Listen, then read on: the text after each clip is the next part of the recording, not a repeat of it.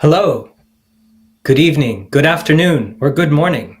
Thank you, wherever you are, for finding us and finding space in your lives for Resonant Mind Collective. We're so glad that you're joining us. This is a sort of rebirth moment for our collective of therapists, researchers, practitioners, and consciousness geeks like myself. I'm Josh Adler, your host for our second Sunday series. We've brought you impermanence. We've brought you gratitude. We've brought you generosity. Today, we embark on a journey through resonance. Yes, here at the ResonantMind Collective, we are concerned with sound, consciousness, and how they fit together in our lives and experiences. To explore this, we have some fantastic guests with us today. We have a number of meditation practitioners, sound researchers, and some people with a little bit of expanded consciousness for you. We'll be getting to them down the road, but first, as always, we implore that we all take a moment of acknowledgement that our activities, our lives unfold in the midst of First Nations and Indigenous landscapes that have been ceded without consent. We certainly appeal to all to recognize this aspect of our society and encourage reckonings as well as generosity in the face of colonialism, in the face of injustice and oppression everywhere. Thank you for joining us again. Since it's spring, I have a little quick story of a winter experience, since it was then at the beginning of winter since we last joined each other here in the interwebs. But I'm sure we've all heard of the story of the Loch Ness Monster, Nessie to some, in Scotland, the story of the sound or voice of a lake there. Well, I had my own experience this winter with a lake's voice, something I never would have considered possible until it happened to me. In fact, I was walking near the lake where I live, and as the ice on the lake was forming this winter, the cracks and the slow movements in the ice gave way to an incredible sound that I couldn't have possibly imagined existed or could exist. This sound sounded like the entire lake reverberating, the entire lake, in a way, speaking. In fact, it was the sound of the ice resonating, reverberating, vibrating together, creating something that was amplified by the surface of the lake and its ability to reverberate. So as we go forward in resonance, think about maybe where you're experiencing sound phenomena, sound discoveries, and sound adventures in your own life. Now, I want to go ahead and take us to our first discussion and meditation for this broadcast. We have three exciting practitioners who I'm sure you'll love meeting and getting to know their work better. The first is Dojo Upstate co-founder and musician Josh Peck. He's a founding member of ResonantMind Collective and is also an experiential designer and immersive audio content creator. With a background in sound engineering and focus on the therapeutic and transformative potential of sound, Josh specializes in creating 3D sound experiences for meditations, apps, museums, festivals, and wellness retreat installations. We'll also hear from Alexandre Tannous, who is an ethnomusicologist, sound therapist, and sound researcher. Alexandre has been investigating the therapeutic and esoteric properties of sound from three different perspectives: Western scientific, Eastern philosophical, and shamanic societal beliefs. His discoveries are bringing a deeper understanding of how and to what extent sound has been used to affect human consciousness. His search leads him to the intersection of art, science, philosophy, and spirituality. Alexandre has been on the show many times. He's also a founding member of ResonantMind Collective. They'll be joined by Dr. Terence Caulkins, who is an acoustics researcher, sound designer, and interactive artist based in New York City. As a designer at Arup, Terence consults with world-class architects on concert halls, museums, and airports internationally. He also leads an R&D sound lab and augmented virtual reality tools incubator to support the collaborative design process. We certainly hope you'll enjoy meeting them.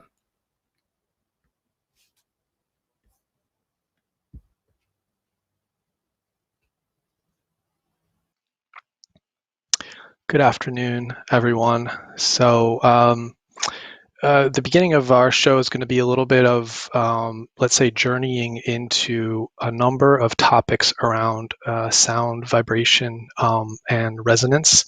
Some of these topics can go pretty deep, and we're not going to take an in-depth journey here necessarily, but more sort of skim along the surface of the lake and try to see if we can look into some of the beauty that is behind the science and how it relates to art, to music, and to the mind, and to ultimately to our relationship to each other.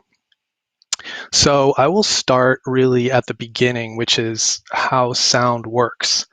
And if you think about sound propagating through space, it's kind of magical how it works, really.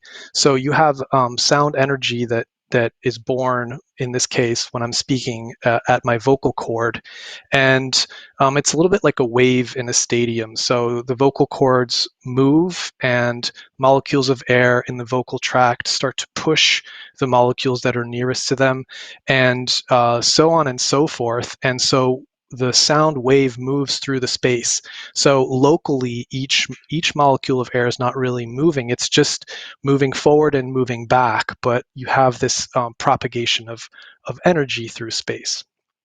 And if we start to look at it on a granular level, so you have these particles that are moving back and forth, and they're nudging each other through a series of compressions and rarefactions, and that's creating these waves that are propagating through the air. Now, we hear the term frequency quite a lot. So frequency actually relates to the number of times per second that a local particle is moving in space for a given sound. And it's expressed in hertz. And so as you go into higher frequencies, you get more of these cycles. So the higher the frequency, the more times per second a particle is moving back and forth. Now, if you think of a piano, a typical piano, the spectrum that's covered by the piano is rather large. So at the bottom of the bottom end of the piano, the low C, we're at 33 hertz. That is to say that particles kind of go back and forth 33 times per second, which is already a lot if you think about it. But if you go all the way to the top of the piano, the top C, the particles that are moving when you play the top C of the piano are moving at a fundamental frequency of 4,186 hertz. So 4,000 times a second, the air particles are moving back and forth and creating this propagation of sound. And it's nice to just think about in the piano, the sort of low frequencies, those are sort of what makes the sound powerful and warm and enveloping. And then you have the kind of mid frequencies, I would say between 500 hertz and 2000 hertz. And that's what gives sound its energy. We as humans are very sensitive to sound in that particular band of frequency, because it's also the band of frequency that's our voice. Our voice is really focused in that energy band. So because communication is most important to us, that's what we hear the most, and that's what we're most sensitive to. And then the kind of high frequencies are sometimes, we could say that gives the sound its presence. It's the feeling that the sound is close to us, that we're close to the origin of the sound. Now, there's time and frequency. There's also really space and frequency. So if we look at these sound waves moving along from the left to the right, there are actually crests of waves, and it's happening in 3 dimensions, just like it happens on the ocean when you look at waves moving through the ocean. And when you hear the term wavelength, that actually refers to the distance between 2 crests of pressure in between sound waves. And that wavelength is inversely proportional to frequency. So, and actually, this feeling that sound is a little bit like water is really accurate. In fact, air is a medium that's much like water. It's just a lot less dense, but we're traversing a 3-dimensional, medium every day, and sounds are interacting with each other, much as waves on a lake will kind of interact and create these beautiful patterns. And actually, sound moves also like water. So when we look at low frequency sound, it's a little bit like waves when they come into a port, and they come into a small opening of a port, and these really long period waves move through. They will diffract through the port, and they will be re-emitted in a kind of a spherical shape. In the same way, when waves go around a sharp corner, they get re-emitted in this sort of spherical way. That's referred to as diffraction. And low frequency sound does that. It wraps around objects. And if you are standing behind a corner overhearing a conversation that you don't have a sort of a visual connection to, you'll still hear the low frequency parts of that sound that wrap around and kind of meet you. And if you think about the piano again, you have a real variety of wavelengths represented. At the very high C on the piano, you're at a 3-inch wavelength. So there's a 3-inch distance between peaks. And what that means is if you take an object that's let's say the scale of a hand or something like that, that's going to be capable of actually blocking those frequencies. It's going to create a significant barrier to those frequencies. If you kind of go down to the really bottom of the piano, we're talking about 34-foot wavelengths. Those are massively large wavelengths. They're capable of wrapping around really big objects. They're of the scale of a house. So when you think of the human body in front of a piano, you play a low C, that sound will just wrap right around it. So now I want to kind of talk a little bit about how basically instruments particularly create sound. So instruments are oscillators, and I'll talk about this a little bit more as we continue, but they essentially oscillate or vibrate following a series of distinct frequencies that are called normal modes. The lowest mode or the lowest frequency of usually of a instrument series is noted as the fundamental frequency. Now on the right here, there's a representation of the fundamental frequency of a guitar string, showing the kind of amplitude maxima or nodes and the amplitude minima or antinodes of that guitar string. And each one of these harmonics or overtones represents a certain portion of sound that's created when you pluck a guitar string. So you pluck a guitar string, you hear a note, but then there's all these other little notes that you hear at the same time that are related to the geometric kind of behavior of the guitar string that are called overtones. And those overtones are responsible for what we call timbre. So timbre, as it's written here, is the unique combination of the fundamental frequency and the overtones that gives each voice, each musical instrument, its unique color and character. You could say that essentially another way of saying it is timbre is what allows us to distinguish between 2 instruments or 2 sounds that are produced at the same pitch and the same loudness. And generally speaking, the greater the number of harmonics, and also depending on the balance of those harmonics, you will have a more or less pleasant sound. So for instance, crystal glass tends to create more pleasant harmonics than ordinary glass. So, again, these overtones that are emphasized in any given sound are what gives it its flavor or its color or its tone. And a carefully trained ear is going to be capable of hearing changes in timbre even in a single note. So when you play staccato or legato, the timbre of your instrument will kind of change. So I want to now take a little breath and introduce Alexandre, who's going to talk a little bit about kind of music and scales and modes and perhaps timbre for a little bit. Thank you very much for the beautiful sharing of knowledge, Terence, and for being able to talk about very difficult, complex concepts succinctly. And I'm going to talk about now scales and modes and the emotions that they evoke within us. Scales and modes are very similar. Scales is what we call them in the West, which is basically when you have a succession of notes ascending and descending. And we use them to create songs and compositions. There are many scales in the West, but most songs and compositions are composed in the key of either major key, could be C major, B flat major, G major, and so on, or a minor key, A minor, C minor, so on and so forth. There are other scales. Sometimes we may find pieces of music written in a pentatonic key, in a blues scale, so on and so forth. But generally, most pieces that we listen to are either major or minor. Modes are similar to scales where they have an ascending and descending patterns, but what is more important with the modes is the emotions that they elicit when a melody is played on that particular mode. The ancient Greek modes are used in pop and rock music, Ionian, Dorian, Phrygian, so on and so forth.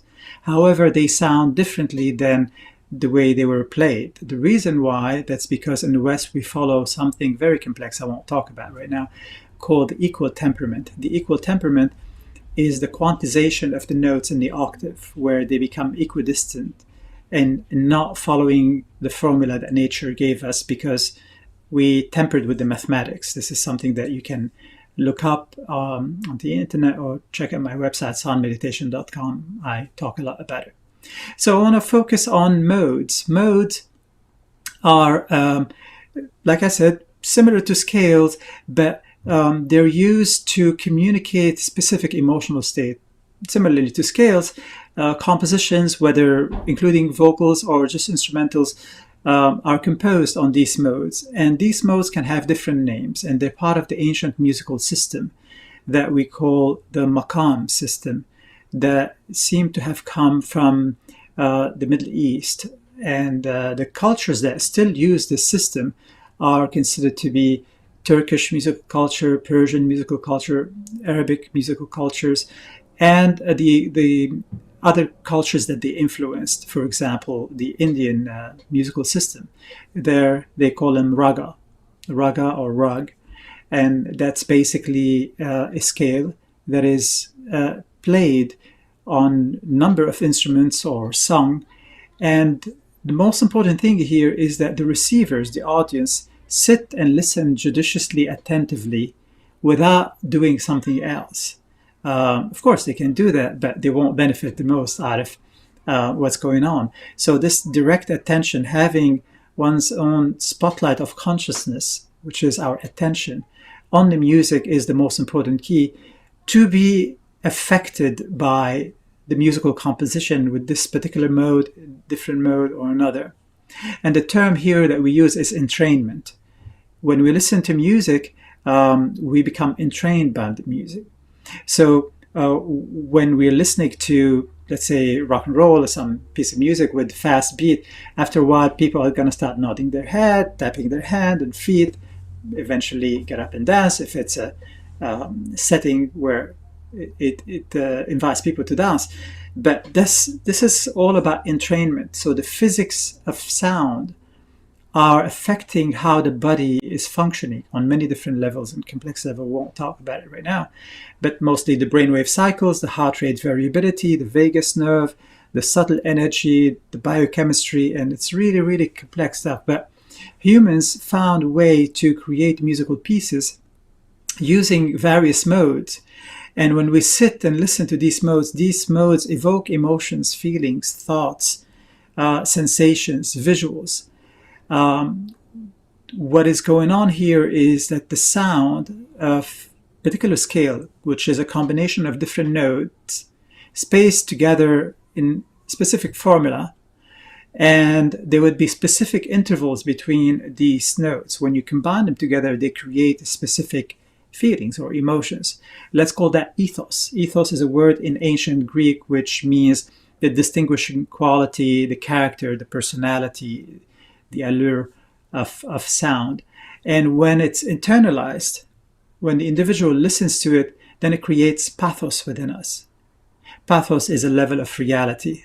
And this is where the word pathology comes from. Pathos can be any part of the spectrum, going from very, very sad emotions and feeling of nostalgia to very happy and variety of different things. I'm going to demonstrate this concept very briefly so that you get an idea. I have here two different chimes. These are called koshi chimes. You can get them on the internet. So I'm going to play one, and I'd like you to listen to it, preferably with eyes closed.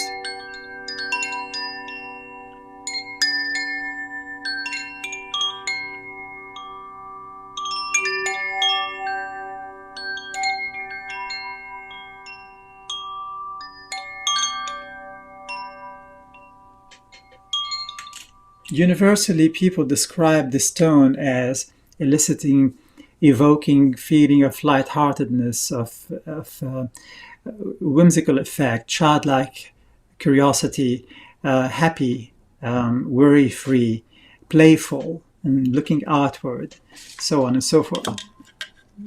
The other chime that I'm going to play, the first one was called Ignis, that's what Koshi calls him, and this is Arya. So Ignis stands for fire, this one is air. No correlation with the elements, these are just names. Listen attentively to this one.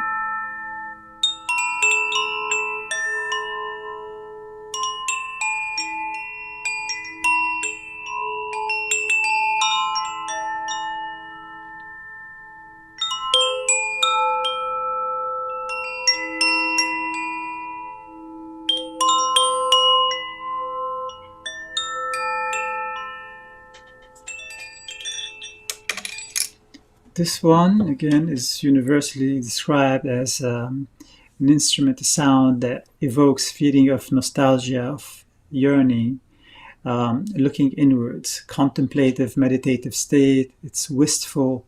It's rainy outside or cloudy or snowing and you're warm indoors. So it can create imagery. So this is briefly how ethos and pathos work. And it's important to note that not only these scales that were used in secular context, but also sacred, religious, spiritual. For example, Gregorian chants are written, composed on Greek modes. Byzantine chants, the chants that are used in the Greek Orthodox Church, are chants that utilize modes that are very similar, very influenced by Turkish, Arabic, and ancient Greek modes.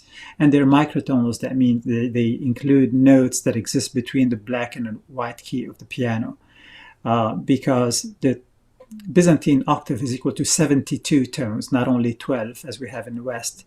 The problem in the West is that it's not just 12, it's 12 quantized intervals. So these modes have been used a lot to create an inner reality. And that reality can change based on the context where they're used. I'm going to call back Terence right now to speak about energetic modes and cymatics. Thank you. I'll be back again. All right, thanks a lot, Alexandre.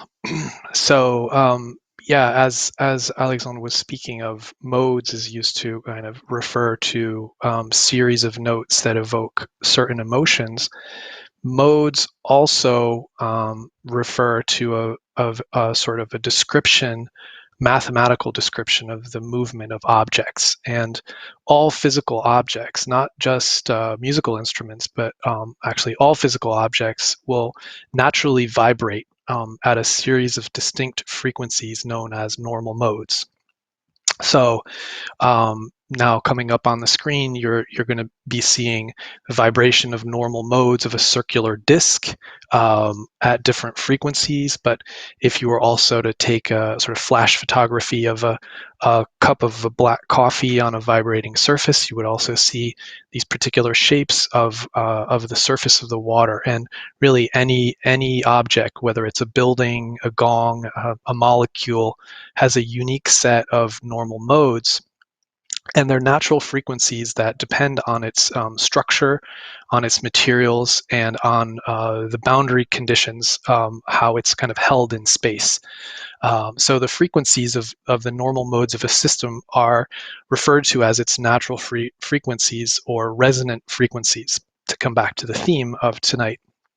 So when we're relating to music, the normal modes of the instrument are called harmonics or overtones. And really each overtone in a musical instrument, if you think about it, is related to a unique vibrational pattern that actually permeates through the object. So it's really quite magical when you start to dig into the physics. So one way of looking at this is the field of cymatics is interested in this. So you can take an object and actually excite it at specific locations along its boundary and at specific frequencies, which is what this person's doing with the bow of a violin, and that will reveal essentially these shapes of resonance at that specific frequency. So in this case, this person has put sort of sand over these metal plates and excited them at specific frequencies, and the sand then collects and accretes along the antinodes, which is the locations that don't vibrate, whereas the nodes, the sort of strong points of vibration, push the sand away, and it reveals these intricate and really beautiful patterns. So the field of cymatics studies this.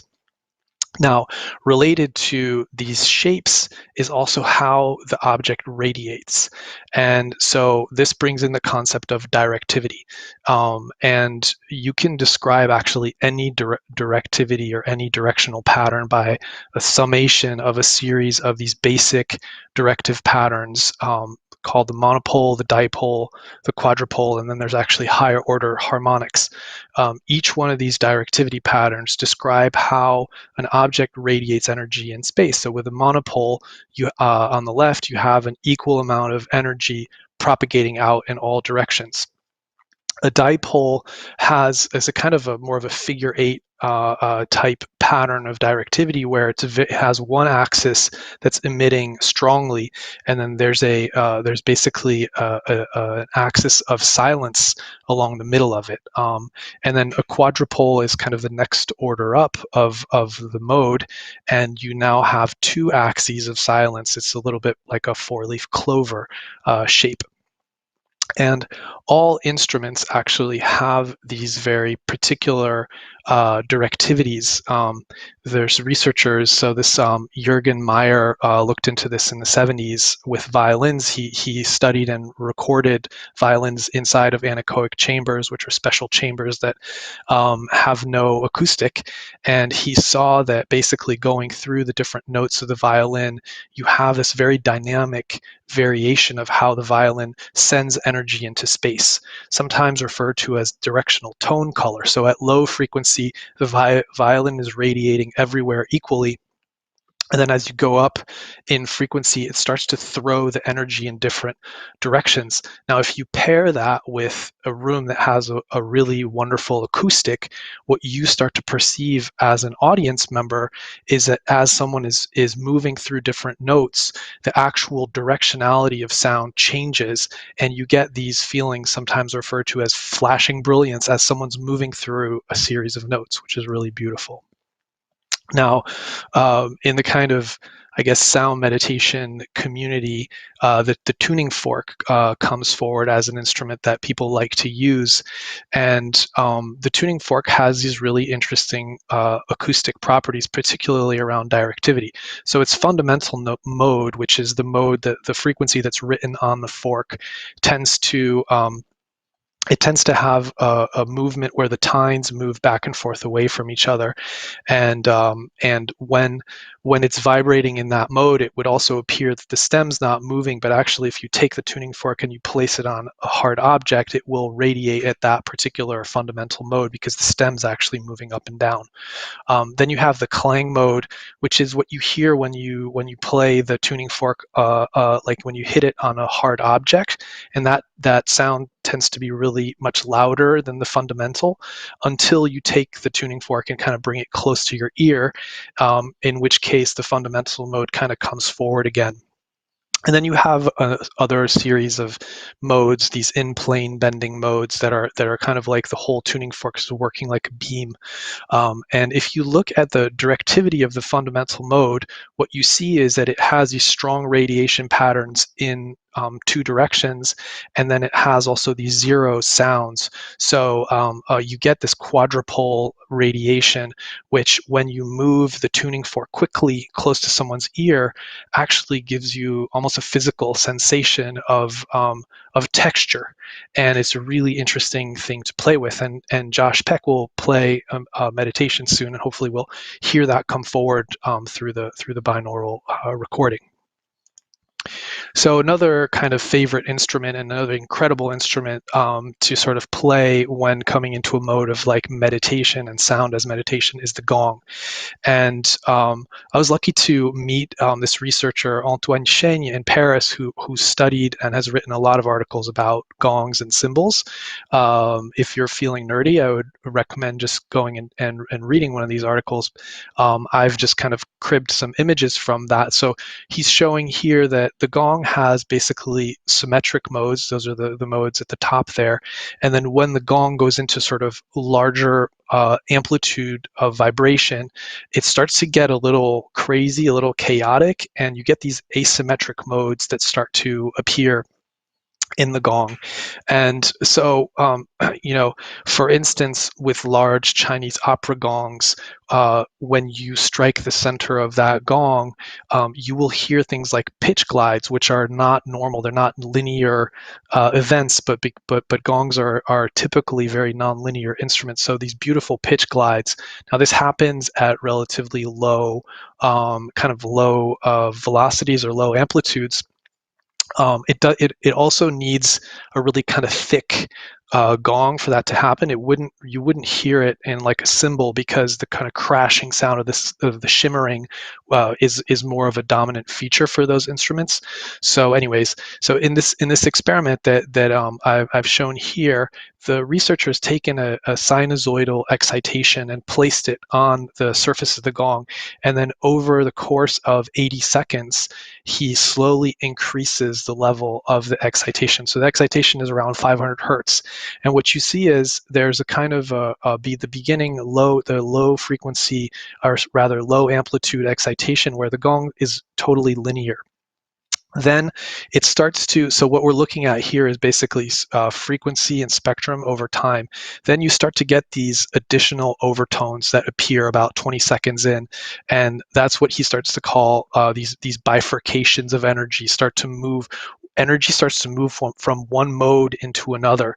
And then actually at a certain point where the excitation is really high, then the gong moves into chaos. It goes into this chaotic motion. The definition of chaos being that for very small variations in the initial conditions, the result is totally different, which also makes the gong kind of this exciting instrument to play. So with all that being said, I want to introduce Josh Peck, who will now play basically it's a recording taken at the Sound Dojo in binaural sound of some tuning forks and some gongs for your enjoyment, and then we'll talk about it a little bit on the other side of that.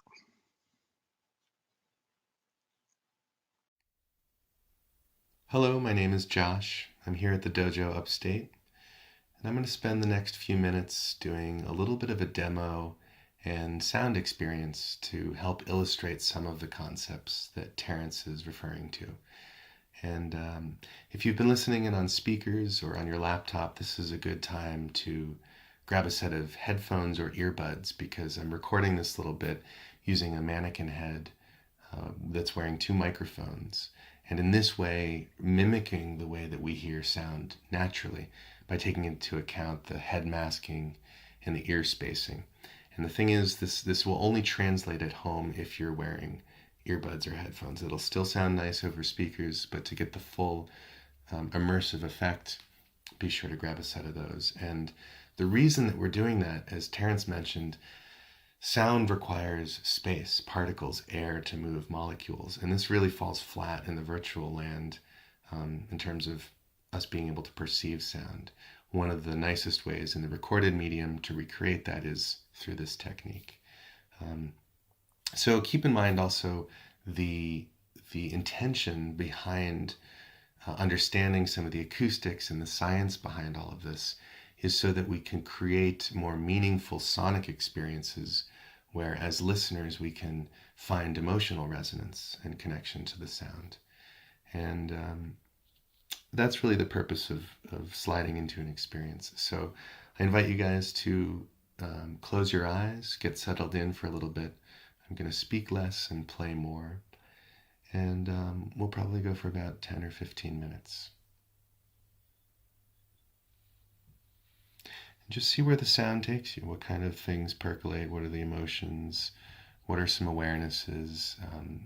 Really learning by experience a lot of what Terence is referring to as well in terms of the science and the acoustics behind it.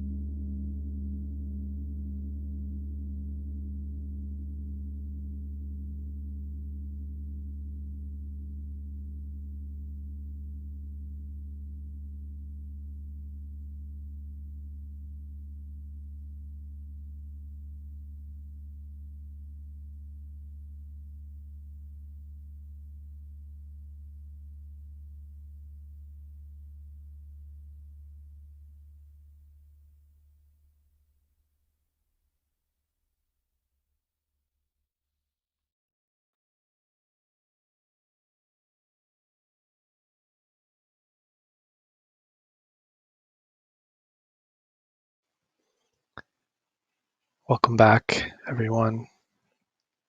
You can slowly start to open your eyes if you had your eyes closed. You can even just give your body a little stretch, maybe wiggle the fingers, wiggle the toes, and just let the resonance of that experience permeate through your body, through your emotional body, through your mind, through your physical body.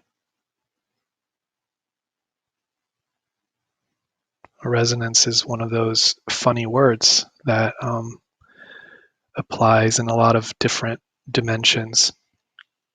And we're going to come back now to some concrete ways that resonance occurs in nature. And actually, the free vibrations of any elastic body are called the natural vibrations. And those vibrations occur at a frequency called the natural frequency. So if you think of something like a swing, it's a geometric structure, and it has a natural frequency that actually can be calculated, and it's equal to the square root of the gravitational acceleration on Earth divided by the length of the pendulum, so the length of the chains of the swing. And given that natural frequency, you can excite that object with an external force. So in this case, you can imagine pushing someone on a swing.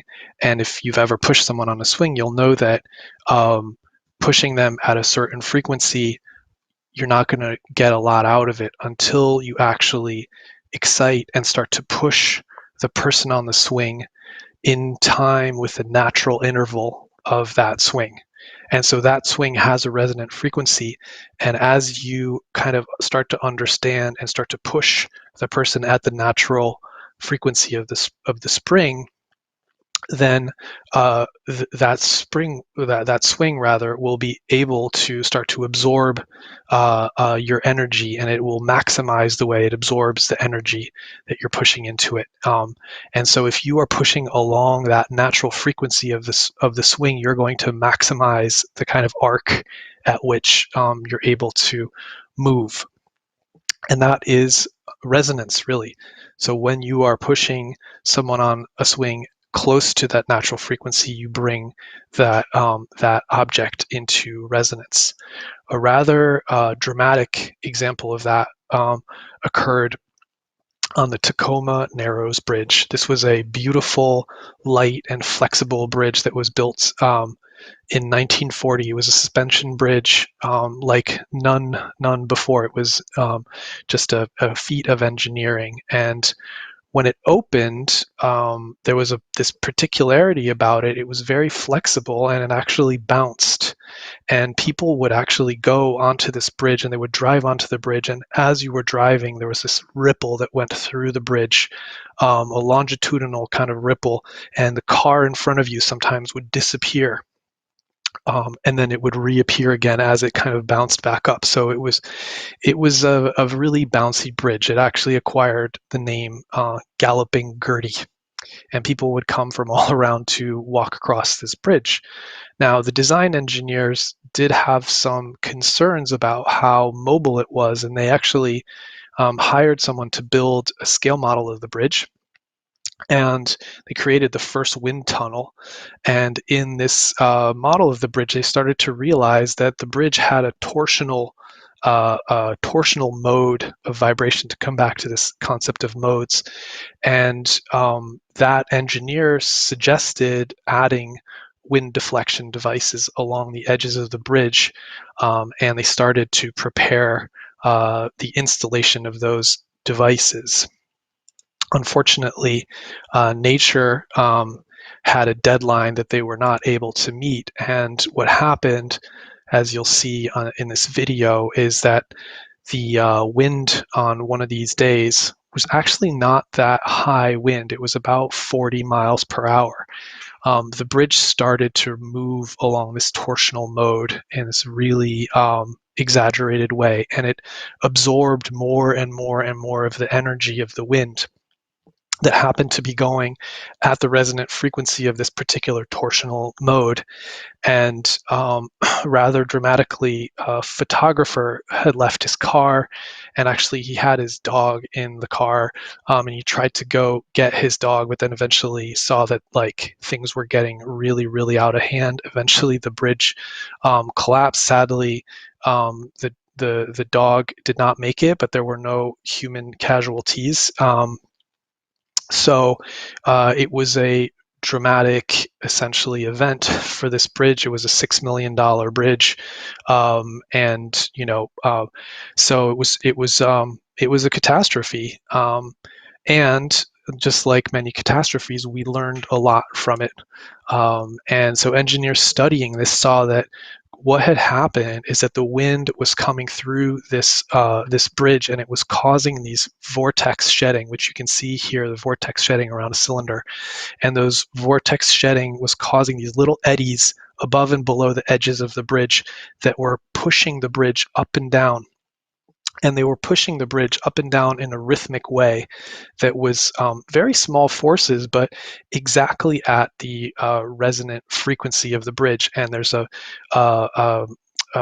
researcher from the NASA JPL propulsion laboratory, Theodore von Karman, who actually came up with an equation to describe how the amplitude of oscillations of the bridge were related to the natural frequency. And what happened is the wind eddies were very close to the natural frequency, causing the denominator here to be very small.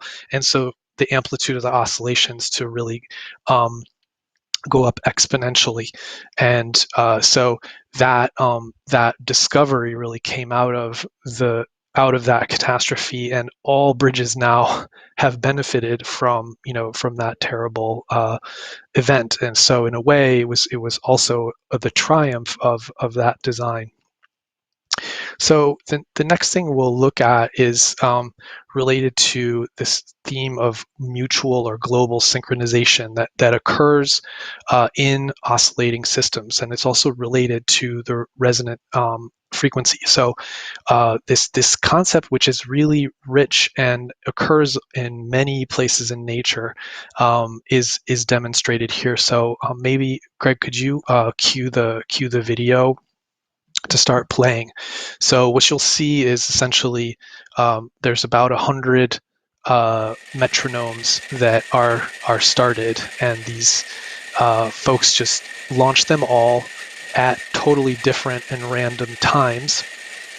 And so they're all out of phase right now. They're all kind of moving along their own arc.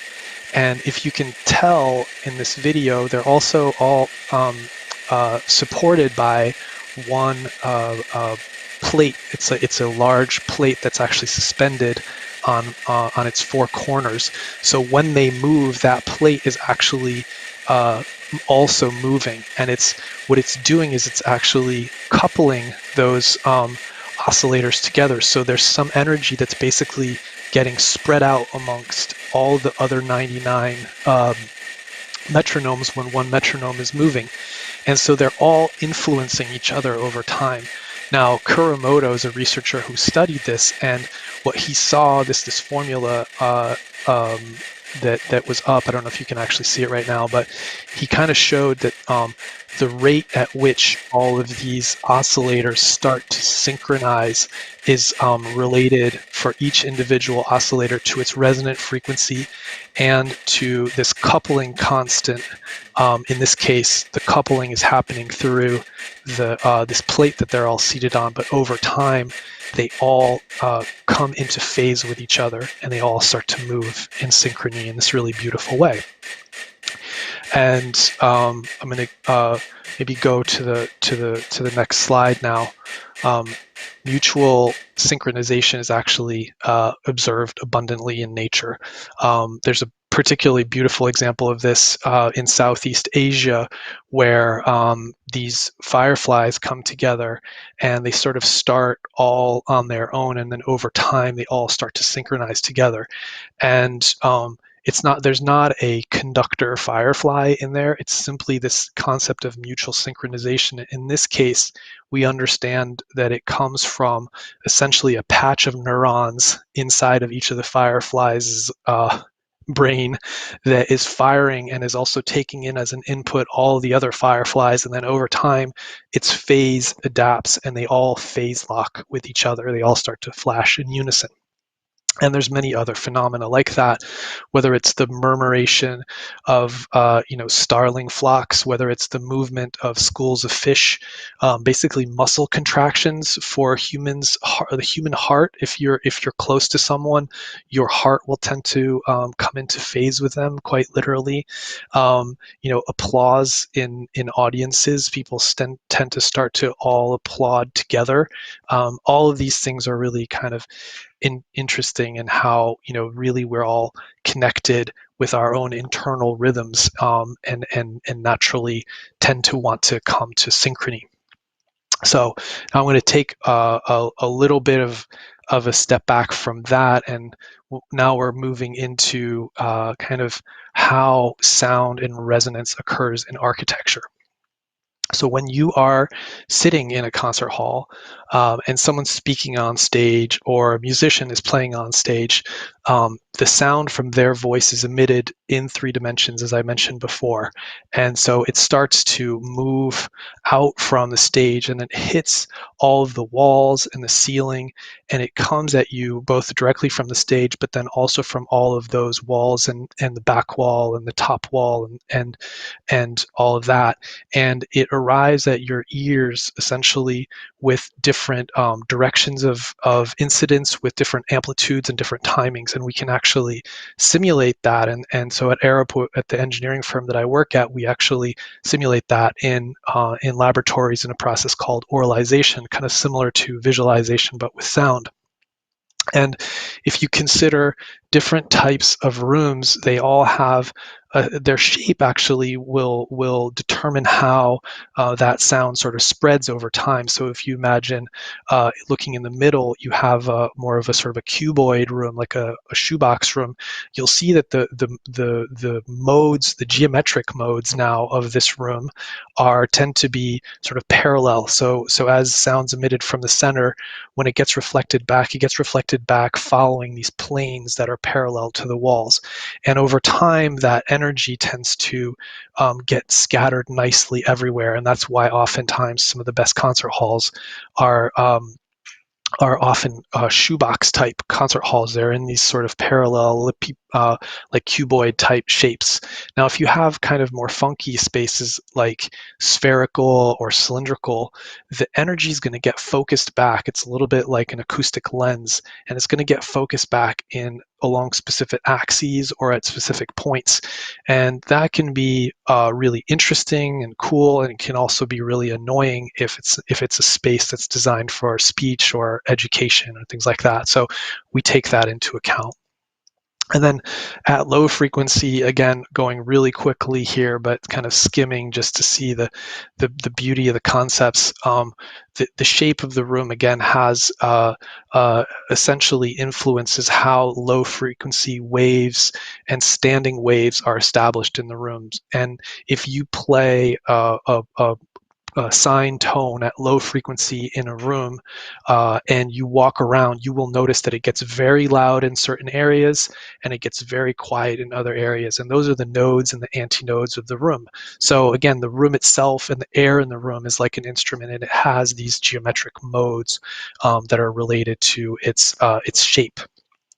Now, we think that the ancients maybe had some understanding of this, and potentially were using this in some of their spaces to evoke certain emotions and maybe evoke the divine. There's a like the Princeton Engineering Anomalies Research Laboratory, which I'm not sure if they're still active, but definitely check them out online. It's pretty entertaining and pretty cool.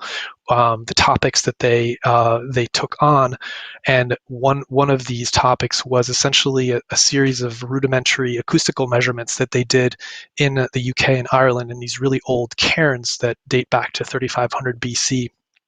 And what they did is they went inside of these cairns and they took a sound source and they observed where the nodes and the antinodes of resonance of these spaces occurred. And what they found is inside of these Neolithic and Iron Age structures is that there were a lot of similar resonances at low frequency, say between 90 and 120 hertz, that correspond to the very lowest part of the male voice. They think that these resonances may have contributed to these spaces, their ritual kind of spaces.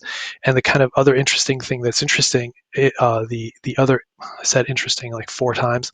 Another interesting thing about these spaces is that the pattern of nodes and antinodes was inscribed in the rocks. So they find these rocks that have these shapes that actually follow these node and antinode patterns.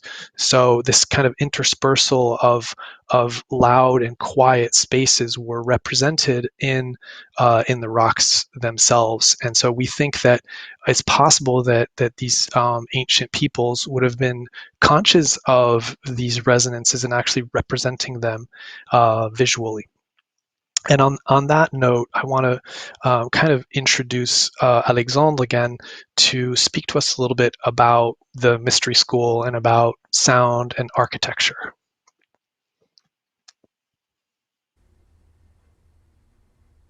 Thank you, Terence.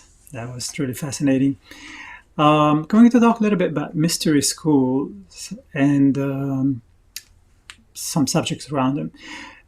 Mystery school teaching is concerned with very advanced knowledge, concerned with spirituality, the nature of human consciousness, innate powers we have within us, and the connection between the human being, the environment, nature, and the cosmos, and so on and so forth.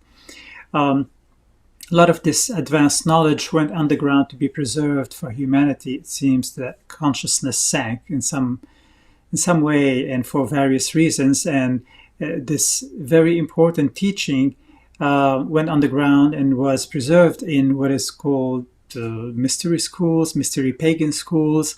The modern mystery schools are considered to be Theosophy, the school that Madame Blavatsky created, and a few others. Then the second one is Anthroposophy, the school that Rudolf Steiner created, who started as a Theosophist. And there could be other mystery schools. Sometimes there are secret societies, and Rosicrucians, for example, were considered to be an organization, brotherhood, if you will, that brotherhood and sisterhood together that preserved this knowledge. So this is a very, very important knowledge. I've been studying and researching, practicing for many years, and as of about 7 years ago, I started teaching it, and there's so much to learn. I'm going to focus mostly on one of the biggest secrets, which is the connection between the temple space, the place of worship, whether we're talking about Eastern philosophies or book religions or ancient Neolithic structures, that this is considered to be one of the most mysterious knowledge, unfathomable. Why? Because, well, you heard Terence's talk that dealt with a lot of immensely abstruse concepts and very, very hard to comprehend for the non-expert. This is where things start, and then they go into great levels of depth and complexity and to a level that's barely fathomable even to the experts. One of the most difficult things to understand is sound and its impact on consciousness and natural world around us. So naturally, what the ancients were concerned about is how to create a temple with the right proportions, with the right architecture, for people upon entering the temple to feel a certain presence, certain feeling that's uplifting. But most importantly, how to hear sound, speech in these environments. One of the most complex temples that is found in Malta is called the hypogeum, which in ancient Greek means an underground chamber. It's from the Neolithic period. It was built somewhere around 3000 and 3300 BC. Archaeologists estimate that probably must have taken them about 25 years to dig into the bedrock. Huge complex with many chambers, with very basic tools. So clearly it's for very important reasons. Otherwise, dozens or probably hundreds of people would not work for 25 years to dig it. It's huge. It's now closed to the public because they're doing some maintenance. But there's another structure that Terence talked about, Newgrange in Ireland, where there's very unusual manifestation of sound. In the case of the hypogeum, when a person speaks in the oracle chamber, this speech is heard throughout the hypogeum, throughout the structure, even many other chambers that are not adjacent or nearby. So this is using a concept called Helmholtz resonance, where one speaker speaks within specific frequency. This frequency is naturally amplified. This is how people who do overtone singings produce that, and where they're producing the fundamental frequency in the voice along with the overtones. It's also called diaphonic singing, overtone singing, throat singing. Tibetan Buddhist monks do this. They do it in Tuva, in Mongolia. The whole point is to bring out the overtones here that are concealed. And that these overtones have they're based on natural frequency. This is where the concept of harmony comes from. So what the ancients were concerned is how you can introduce this natural harmony and expose the individual to it to affect consciousness, so that the individual can unravel his or her consciousness aided by the acoustics of sound as they resonate in the chamber, in the structure. So Newgrange is another manifestation of this complexity. Many structures in Egypt, ancient Egypt, especially the pyramids, site in northwestern Peru, archaeological site called Chavin de Huantar. The Chavin had enormous advanced knowledge on acoustics and many other things. So what is this about? It is truly about experiencing how the self aligns with the logos. The logos in ancient Greek means word, discourse, plan, or reason. The logos in Greek philosophy and theology is the universal ordering principle, the divine reason implicit in the cosmos, ordering it, giving it form and meaning. Christ consciousness is being one with the cosmos. This is something that all humans would eventually reach, not only Christians. It's a very complex concept. I won't go into the fine details, but becoming Christ is becoming one with the logos. That means the individual knows that the universe outside is a reflection of the inner world within.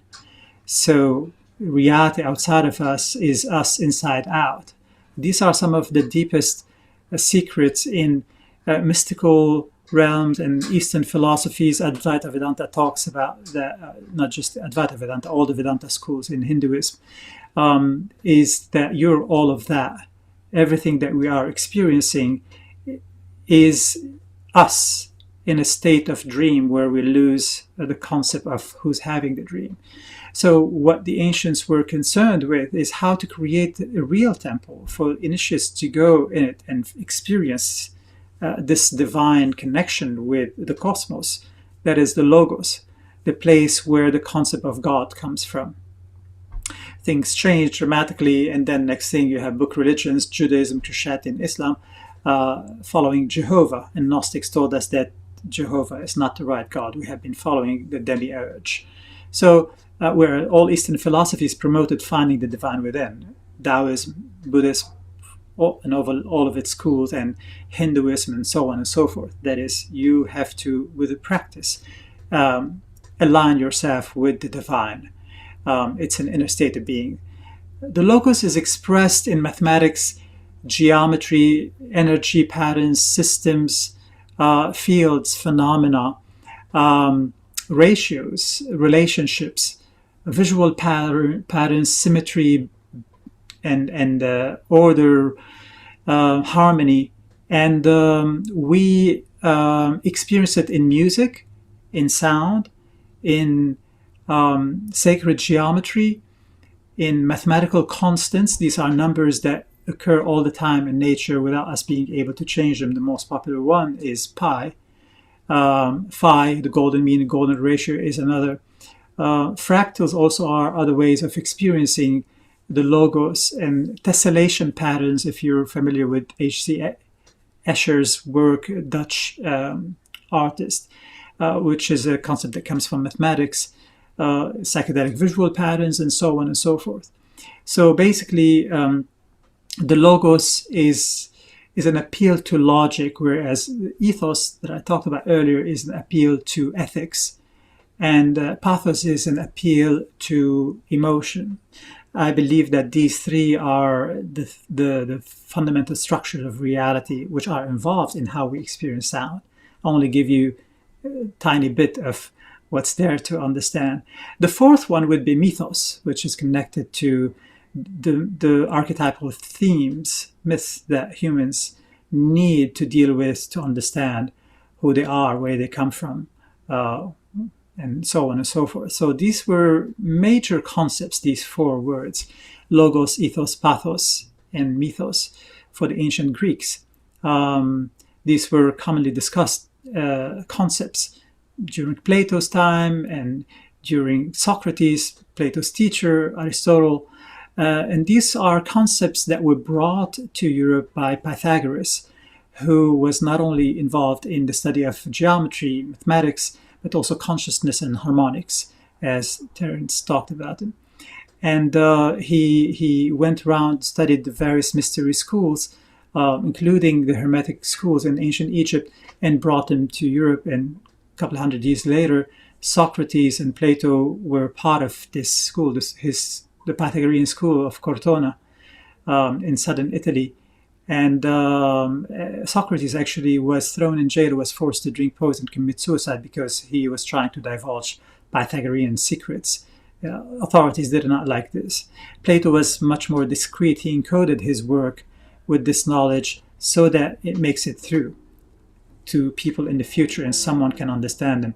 There are various books written about this subject. One of them is J. Kennedy's book. He's a professor at the University of Manchester who understands ancient Greek music theory, mathematics, and of course Plato's philosophy that is still advanced till now, over 22 centuries later. So there's a lot to dig through, but keep in mind that the space and the way you experience the space, the way you experience the divine inside, are two things that are very, very intricately connected. And this is why music, sound were used in Jewish temples and Christian churches and cathedrals and Muslim Islamic mosques, variety of its kind, and especially the church bell. So there's a lot to dig in. But I'm going now to invite Terence once again, who will address perception.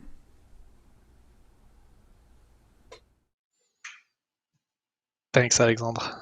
Yeah, so moving now from physical spaces, from the kind of, let's say, what's happening outside of the brain to inside of our brains, to look at how we actually process sound, and our apparatus of understanding, the spaces that we inhabit. So I'll talk a little bit about spatial hearing, and then also bring in the concepts of binaural And then we will eventually get to our next sound meditation. For anyone who's looking forward to that, Karen Newell will share a sound meditation around binaural beats. So to kind of begin on spatial hearing, there's sometimes two parts of spatial hearing that are talked about. The first one is localization, which is essentially the way that we are able to identify the location or the origin of a sound in terms of distance and direction. And then the other part of spatial hearing is essentially how we can quickly, spontaneously come to the understanding of the sort of size and characteristics, material characteristics of a space that we are either sitting in real life or presented in a simulation. There's kind of those two aspects of spatial hearing. So looking first at localization, localization occurs when sound hits basically our ears. So we have these two ears that can take in sound and actually convert sound pressure into these little neuronal impulses in the brain. And looking at localization, there's basically mostly two different processes happening. We're actually understanding the time difference between sounds arriving at our ears, so that's called ITD, and then the level difference. So the time difference occurs when sound's coming from, let's say, the right, it arrives at my right ear first, and then it also wraps actually around my head and it comes to my left ear. And so the time difference is, less than a microsecond, but our brain is capable of integrating that difference, and the sound bends around our head, similar to that concept of diffraction. It's actually diffracting around our head, and so our ears detect this difference in timing, and that's what allows us to understand that, like, a snap of a finger over here is different from a snap of a finger over here. You're probably not hearing it spatialized, but anyways, I can hear it with my ears. From an ecological perspective, that capacity to know that something's coming from the right or from the left was basically essential to our survival, right? It's what helped us locate our prey. It's what helped us, run away and know that lions, tigers, and bears were coming for us. So it's a really important part of our kind of apparatus for survival, really. Now, the other bit of kind of processing that can happen is around level.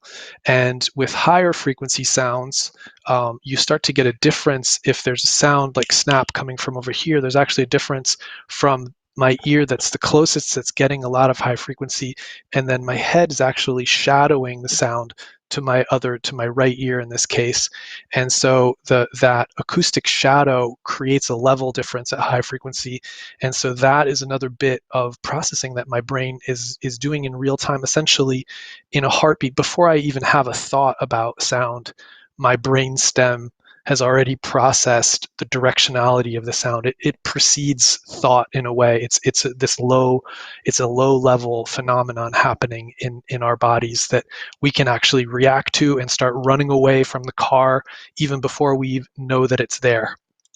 So the other bit, which is spatial impression, if you look at the shapes on the right there, A, B, C, D, our brain's capable of creating and imagining that there's a triangle on A, or that there's a sphere on C, or that D looks like a sea snake or something.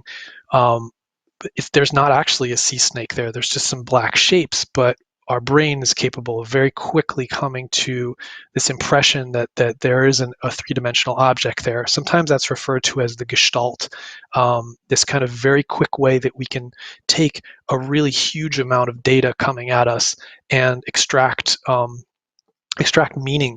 And we do that with our ears, and we know immediately from a recording if we're inside of a phone booth, or if we're inside of a cathedral, or if we're inside of a concert hall. So we can quickly kind of arrive at a concept of space through our spatial hearing apparatus. And using spatial audio, we can recreate that. And so much of my career, I've worked on systems for simulating virtual spaces, but also spaces that don't exist. So recreating existing spaces, but also creating completely new, novel sound experiences, whether it's for smaller audiences or larger audiences. On the top right, we have the Womb Center, our friends at Womb Center, and then the bottom right is Josh and Eliza's Sound Dojo Upstate. Both are projects that I worked on with kind of locals in New York who are using sort of spatial audio also as a tool for exploring consciousness and meditation. Now, in a pandemic, obviously we can't have 6,000 people together in a room, and so binaural sound has come forward. And maybe the last part of this talk before we open up to a little conversation and then some more experiential bits is just a little conversation, or rather some facts about what binaural is, right? So binaural really simply refers to of, with, or both ears, right? It's just two ears. That's what the word is. So it's to do with the perception of sound with both ears. And we should actually distinguish binaural recording, binaural simulation, and binaural beats. These are three very different things.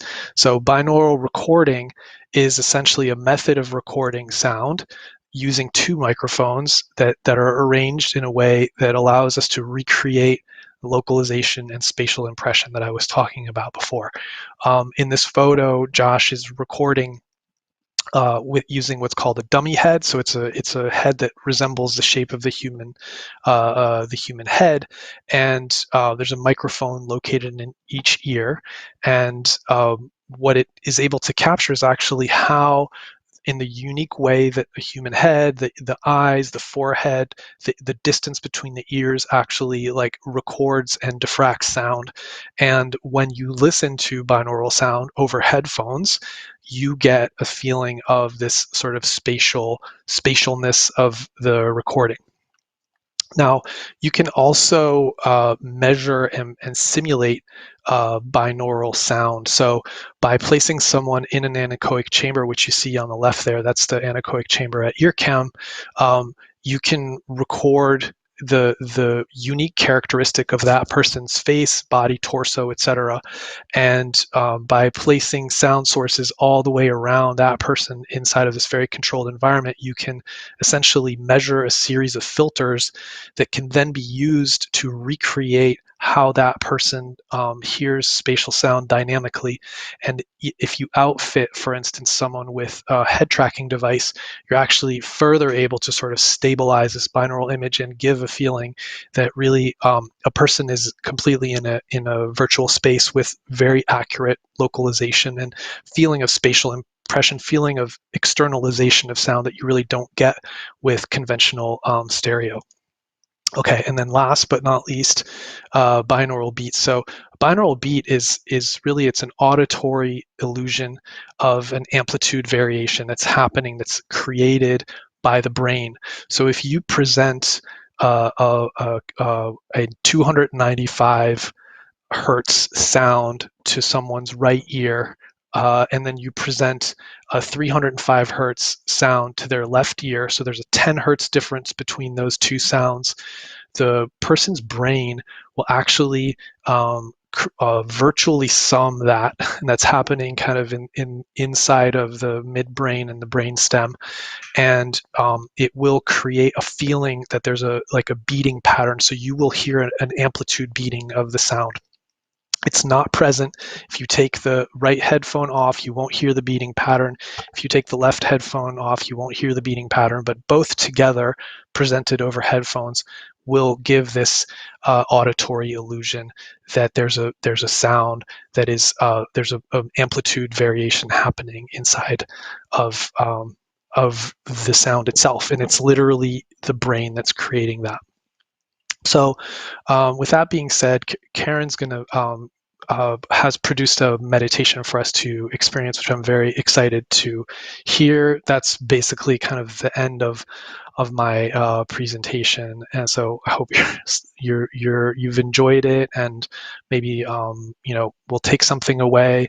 If anything, you have to hear these things a bunch before they actually start to become second nature. But I hope that I managed to even show a little bit of the beauty of physics, really, and the natural world.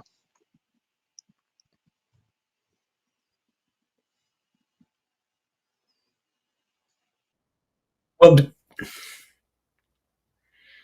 yes, thank you for that fantastic presentation from Alexandre, Josh, Peck, and Terence. So thank you all. Thank you all. So much amazing sound vocabulary coming through. Arcs, amplitude, asymmetry, bifurcation, binaural, chaos, cymatics, directionality, entrainment. But yes, actually there's more. We're going to throw now back to the trio here with Terence Caulkins, Alexandre Tannous, and Josh Peck for a few moments of discussion. Hope that's right, Pete.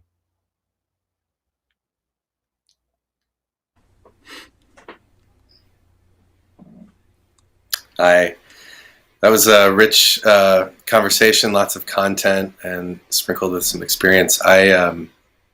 Something that really is apparent to me as a composer and helping kind of create some of these immersive experiences, drawing from a lot of Alexandre's philosophy and Terence's sort of background in acoustics. I often find that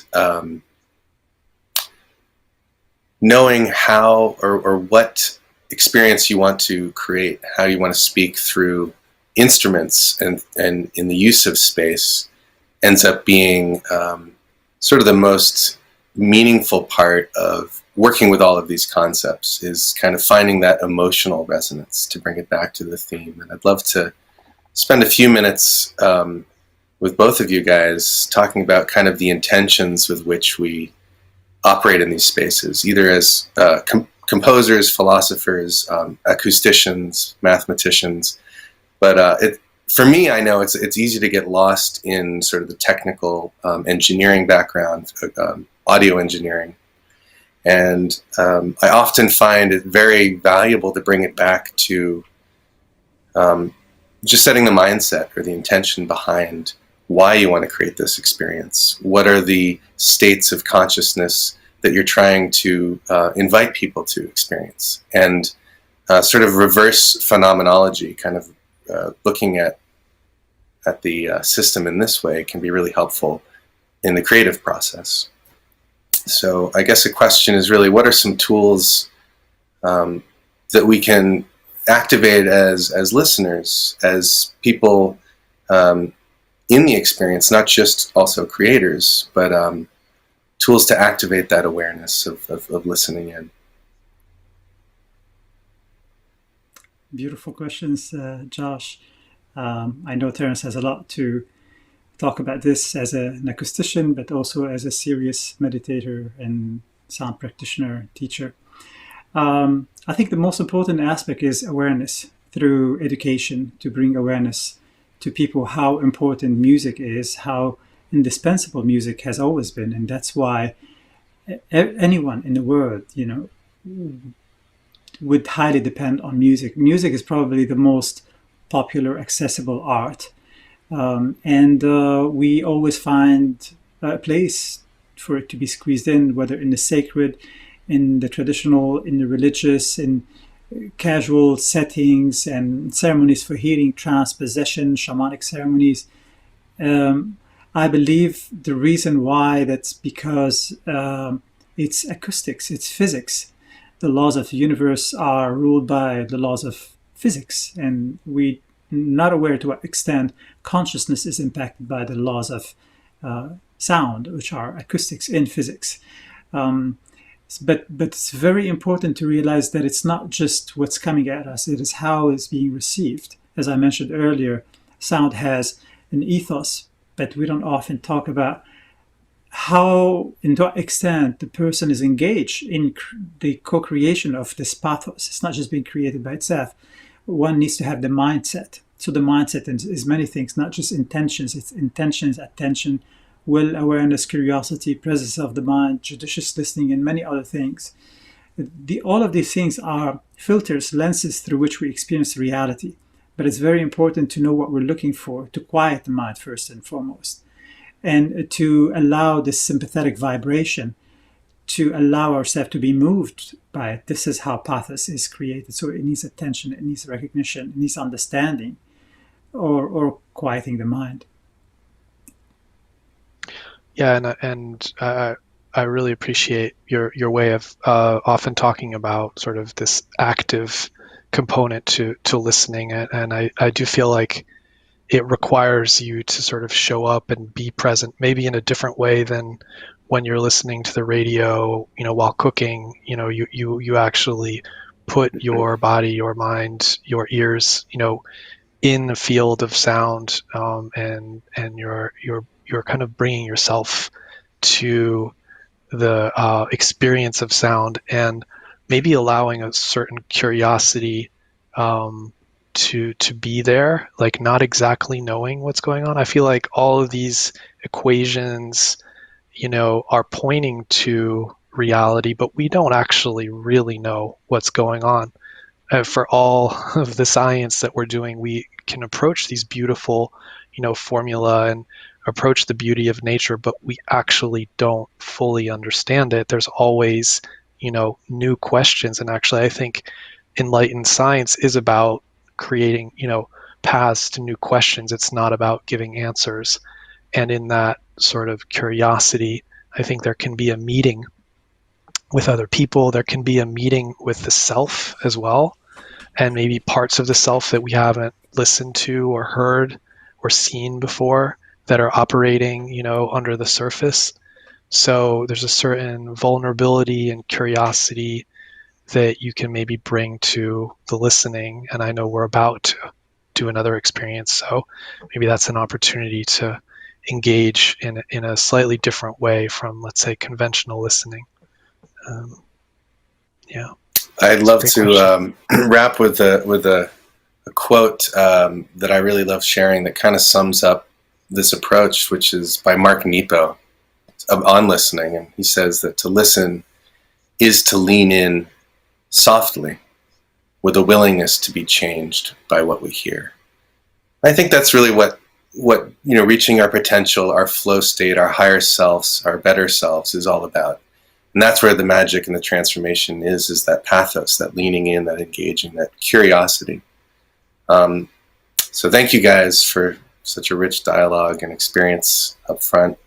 And we'd like to hand it back to Josh Adler to take us into Karen. That's right. More incredible sound meditation coming up. Thank you all for your excellent discussion, your thoughts. As mentioned, we are joined by Karen Newell, who is an author and specialist in personal development with a diverse body of work that rests upon the foundation of heart-centered consciousness. As an innovator in the emerging field of brainwave entrainment audio meditation, Karen empowers others in their journeys of self-discovery by demonstrating how to connect to inner guidance, achieve inspiration, improve wellness, and develop intuition. She is the co-founder of Sacred Acoustics and also co-author of Living in a Mindful Universe. We look forward to Karen's meditation.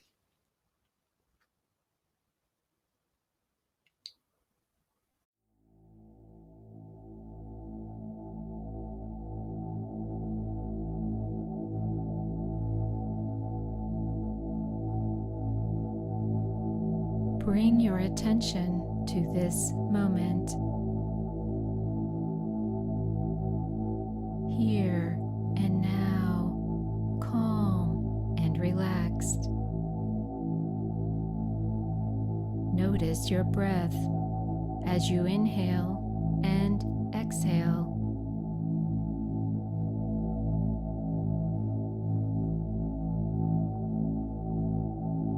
As you breathe in, Silently say, let. As you breathe out, silently say, go. Breathe in, let. Breathe out, go. Let go.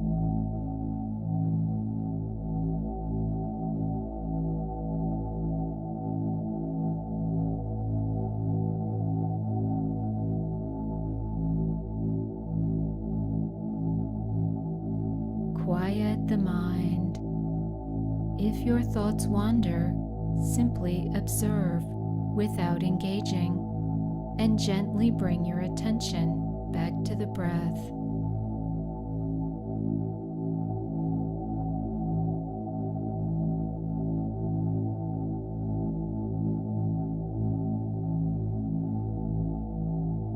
Now, allow yourself to detach from physical reality and maintain a sense of expanded awareness.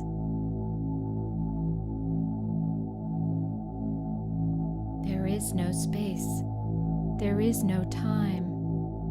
There is only an eternal sense of being, an enduring state of presence.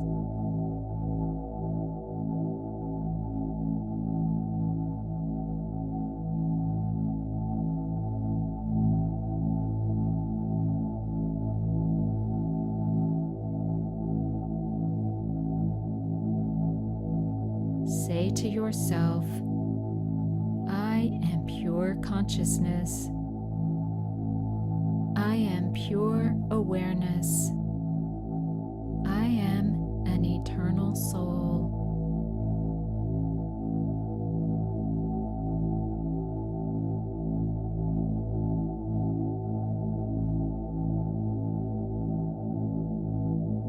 Now, feel the vibrations and let go.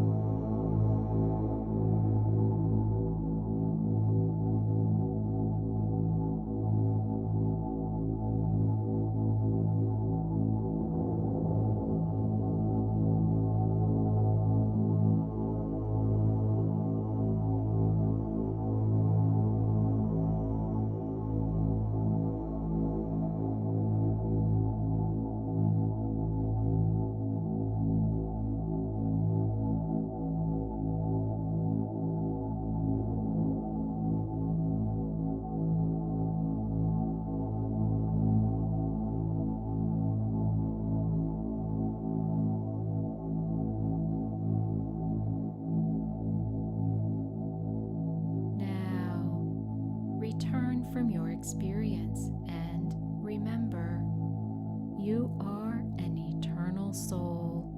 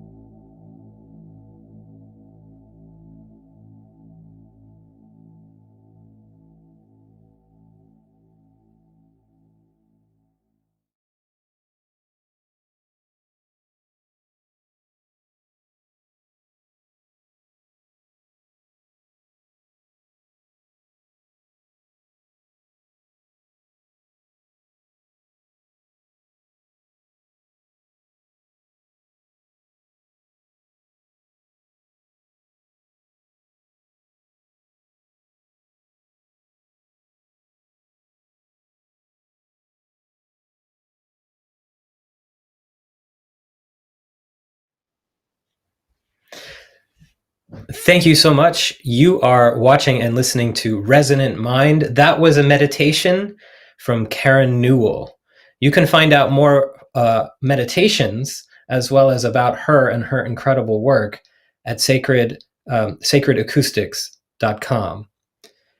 Next up, we're going to join a conversation with myself and Karen, as well as her partner and co-author, Eben Alexander, who is a neurosurgeon who for over 25 years practiced neurosurgery, as well as 15 years at the Brigham and Women's Hospital, Children's Hospital, and as well as Harvard Medical School in Boston.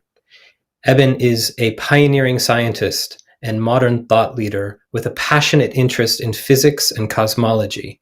And he's the author of 3 books, including the New York Times #1 bestseller, Proof of Heaven, followed by The Map of Heaven, and the book he co-wrote with Karen, Living in a Mindful Universe. We're so excited that they're here with us, as well as Resonant Mind Collective founder and co-founder, Alexandre Tannous, is joining us for this very special conversation.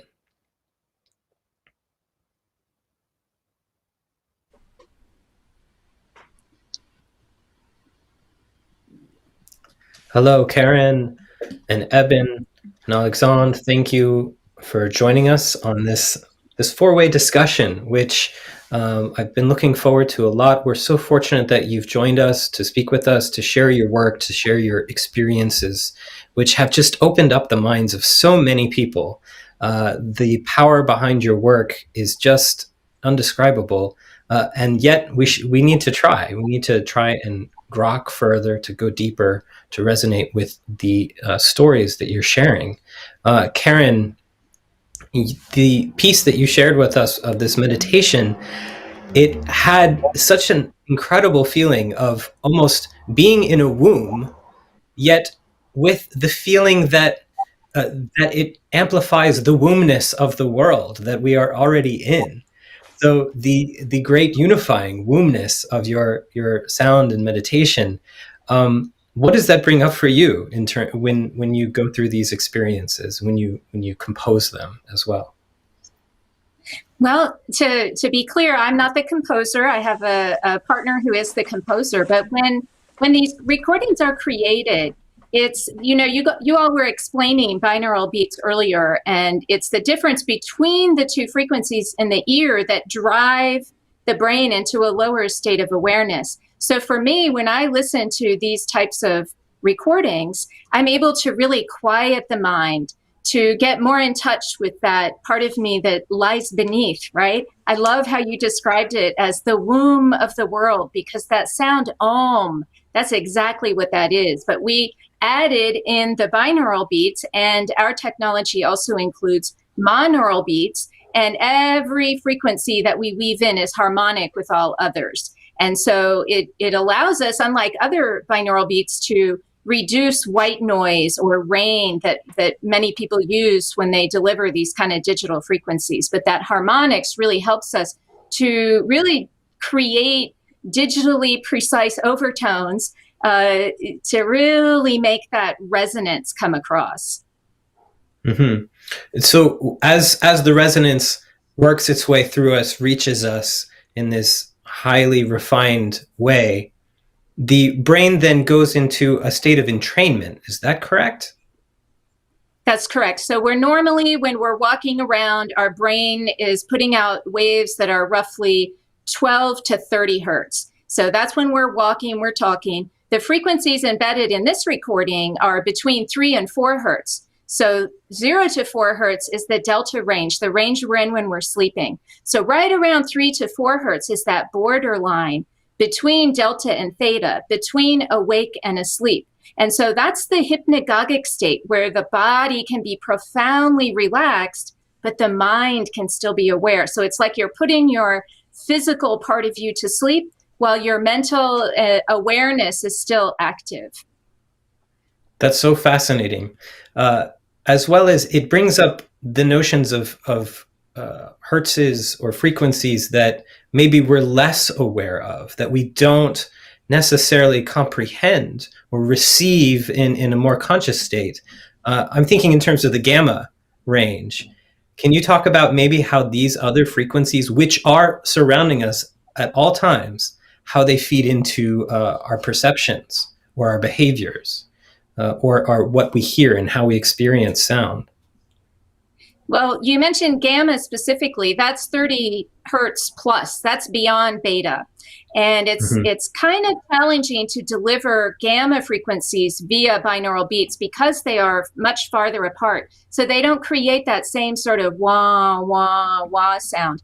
But gamma is naturally comes forth very often when you're in a meditative state or in an extreme flow state. Like if athletes they'll get into those gamma waves. Tibetan monks who've been meditating for 10,000 hours, they naturally go into that gamma state. And we've actually worked with some mediums. And when those mediums get into that state where they really feel connected, sometimes also those gamma waves will show up. So gamma really is related to much more expanded states of awareness. But the frequencies that we hear below 12 hertz, we can't hear. So that's why we have to make these binaural beats.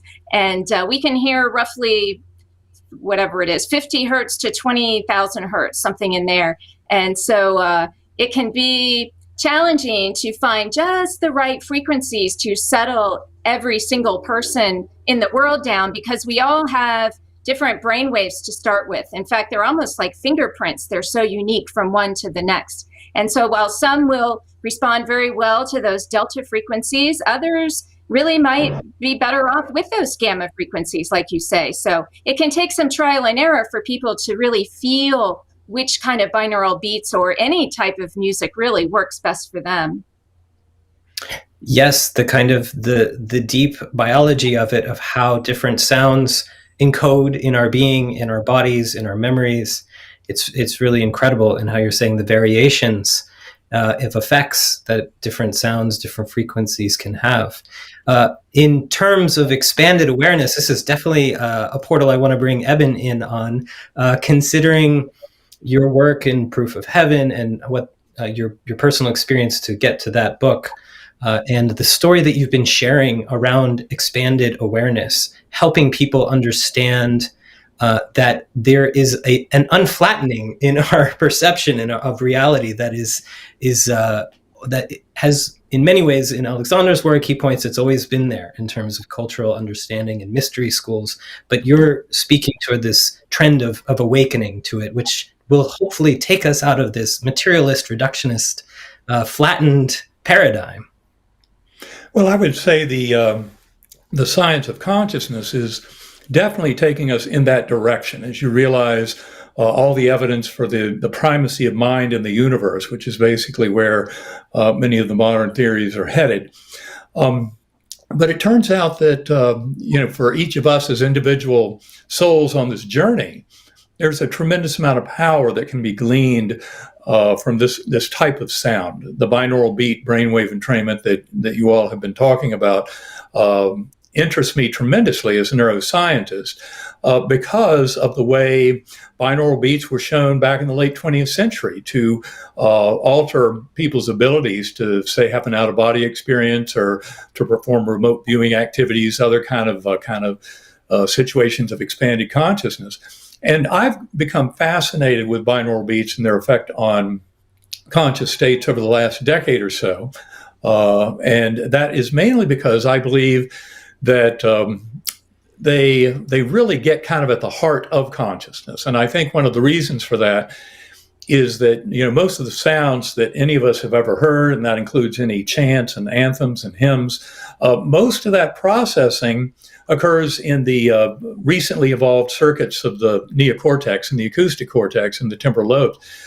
Binaural beats are very, very different because they are influencing a circuit in the lower brainstem, the superior olivary nucleus, that arose more than 300 billion years ago. And there's a general principle in evolutionary biology that if you want to get at, the roots of a certain function, you want to look at the evolutionary biology and the anatomy of it. And that is, if we want to look at consciousness as a phenomenon, and certainly the way neuroscience currently puts together the brain and consciousness involves certain circuits that go all the way from the lower brainstem up into the neocortex.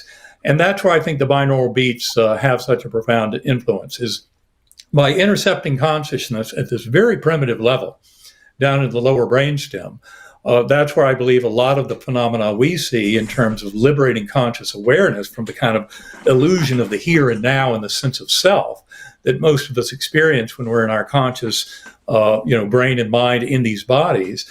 I believe that is where tremendous power comes, is especially driving these very low frequencies, which binaural beats can do very well. You can get down, 1, 2, 3, 4 hertz, 6 hertz, 8 hertz. You have a lot of trouble driving anything above 25 hertz because, as Karen said, the brain tends to lose track of the two signals, so it doesn't really compare them very well. And gamma seems to emerge naturally in some situations where we have a deep kind of delta or theta or even alpha driving of binaural beats. We can end up getting gamma out of it, even though the gamma is not resulting specifically from the binaural beat phenomenon in the lower brainstem, but I think is part of the phenomenon of liberating consciousness. So for me, it's been a tremendous a very exciting field to see how these kind of liberations of consciousness I use it to return to my NDE, for example, and we shared these tones with a lot of near-death experiencers and other groups that are interested in meditation, for various kind of deep soul work. And we've just found it to be fascinating, the kind of powers that it seems to bring to the table. Mm-hmm. One fascinating question that you're raising for me, we've touched on kind of the brainstem area as well as stimulation of other brain areas. I'm wondering though, because of perhaps the sleeping waking mechanism in the middle of the brain, the hypothalamus, what kind of effect binaural sounds, if any, has there, or if you've discovered aspects of these other mechanisms, which are perhaps tied more to our physiological rhythms, our circadian rhythms, the homeostatic rhythms. Well, I think that most of the influence is really occurring by kind of interrupting the modulatory function. The general idea in neuroscience, one of the mysteries is what's called the binding problem, which is the apparent unity of consciousness within an individual. How come everything that I see and smell and hear and touch and body orientation and space and memories from the past, kind of predicting future with executive function of the brain, how come that's all so unified?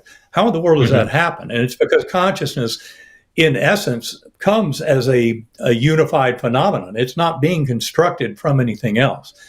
And I believe that it's by interrupting that lower circuit. The general idea is that all these neural populations, their actions, as it results in consciousness, is being unified because you have a set of now signals that are firing from the reticular activating system and what's known as the ignition system, basically, for consciousness in the lower brainstem.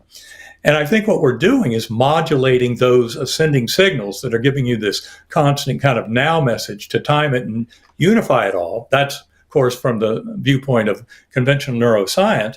But I believe what we're doing is actually liberating conscious awareness, so it's no longer really trapped in a body or brain at all. And I think especially, I know when I'm listening to tones, there comes a point where I'm no longer hearing the tones at all. I'm experiencing this broad kind of expansion of consciousness that's allowed. And to get to your question, I do not believe that involves any kind of direct interaction with sleep-wake cycles and the hypothalamus and all. Although I have certainly noticed a tremendous kind of interplay of my own use of binaural beat brainwave entrainment and meditation and kind of my sleep and dreaming cycles. And I think in many ways you start to replace what most of us use dreams and sleep for. You start replacing that with a lot of this interaction with intentional meditation. And I think that's where it probably has the most influence that is related to kind of dream discussions and dreamlike environments. But what is uncovered with binaural beat brainwave entrainment is often kind of ultra real memories, say, of you might interpret as a past life or what have you, but very real kind of situations that seem to come from memory. I mean, that to me is one of the more exciting things that I encounter in these kind of meditative experiences. Yes, Karen, maybe you could also share some of the things that you're looking or tracking or encountering in these experiences. What are you looking at? Well, there's such a broad range of things that can happen when you listen to binaural beats. And some people are just trying to get a better night's sleep, right? So they just want to calm the mind so they can get some sleep. Others might use them for focus or just relaxation. But we also did a pilot study where we found in a busy New York City, Manhattan psychiatric practice, after just 2 weeks of listening to some of our recordings, patients actually reduced their anxiety by 26%. So there seems to also be some very helpful mental health applications that can be applied using binaural beats. I don't know about every single binaural beat out there, but certainly ours have been used to support mental health. But then Eben was bringing up a little more of these kind of spiritual adventures. And for me, I really loved, Alexandra, how earlier you were saying that you need to engage the mind. So passive listening, a certain set of effects might take place. But when you engage your mind, not just your thoughts, but your emotions, the vibrational state of who you are. Some people do it by chanting Om or something else to kind of get their body vibrating. When you can really feel that sense of resonance with the tones, that's when, as Eben says, your consciousness can be set free. And he says, away from the body, don't get too concerned. You will always come back to your body. You're not having a, near-death experience when you listen, as you'll find when you give it a try. But from there, you can ask questions to inner guidance. You can, ask questions about a problem that you're trying to solve or a relationship that you're trying to solve.